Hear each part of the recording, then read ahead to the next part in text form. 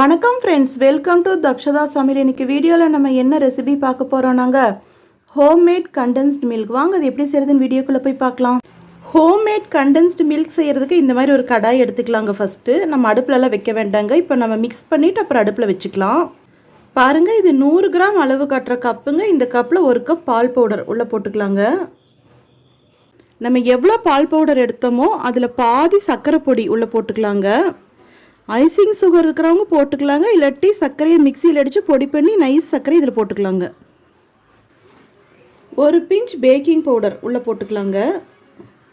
Cornflour 1 teaspoon உள்ளே போட்டுக்கலாங்க. எல்லாத்தையும் நல்லா மிக்ஸ் பண்ணிக்கலாங்க. நல்லா எல்லாமே எல்லா பக்கமும் கலக்கும்படி நம்ம நல்லா கலந்து விட்டுக்கலாங்க. பாருங்க, கட்டி இல்லாமல் நல்லா கலந்துட்டோம். இப்போ நம்ம இந்த பவுடரில் 1/2 லிட்டர் வெது வெதுப்பான தண்ணி ஊற்றிக்கலாங்க. விட்டு விட்டு ஊற்றிக்கலாங்க, நல்லா கட்டி இல்லாமல் கரைக்கணும். அதுக்காக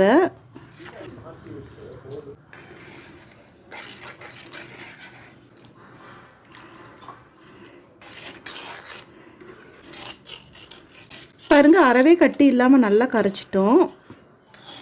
வெது வெதுப்பான தண்ணி தாங்க ஊற்றணும். ரொம்ப சூடாகவும் ஊற்றக்கூடாது, ஆறின தண்ணியும் ஊற்றக்கூடாதுங்க. இதுக்கு அடுப்பு ஆன் பண்ணி இப்போ இந்த மிக்சர் நம்ம வச்சுக்கலாங்க. இப்போ அடுப்பு சிம்மில் தாங்க இருக்குது. பாருங்கள், 1 டீஸ்பூன் வெண்ணெய் எடுத்து நான் உருக்கி வச்சுருக்கேங்க. அதிகமாக உருக்கிடக்கூடாதுங்க, நெய்யாயிரும். ஜஸ்ட் மெல்ட் ஆனாலே போதும். அது இப்போ இதுக்குள்ளே ஊற்றிக்கலாங்க. இப்போ அடுப்பு மீடியம் ஃப்ளேமுக்கு மாற்றிட்டு லேசாக கிளறிட்டே இருக்கலாங்க. அந்த கண்டென்ஸ்டு மில்க் பதம் வர்ற வரைக்கும் நம்ம கிளறிட்டே இருக்கலாங்க.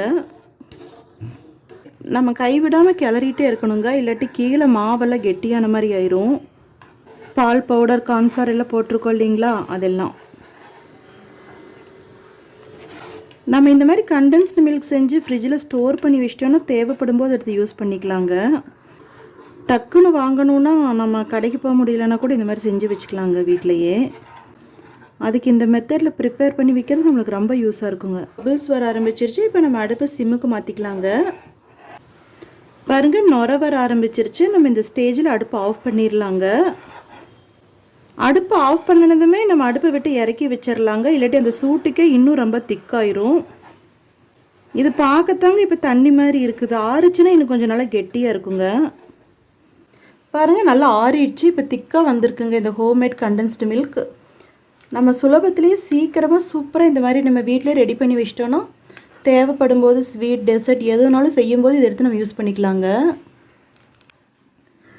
நம்ம சேனல் பிடிச்சிருந்தா லைக் பண்ணுங்கள், கமெண்ட் பண்ணுங்கள், ஷேர் பண்ணுங்கள், சப்ஸ்கிரைப் பண்ணுங்கள்.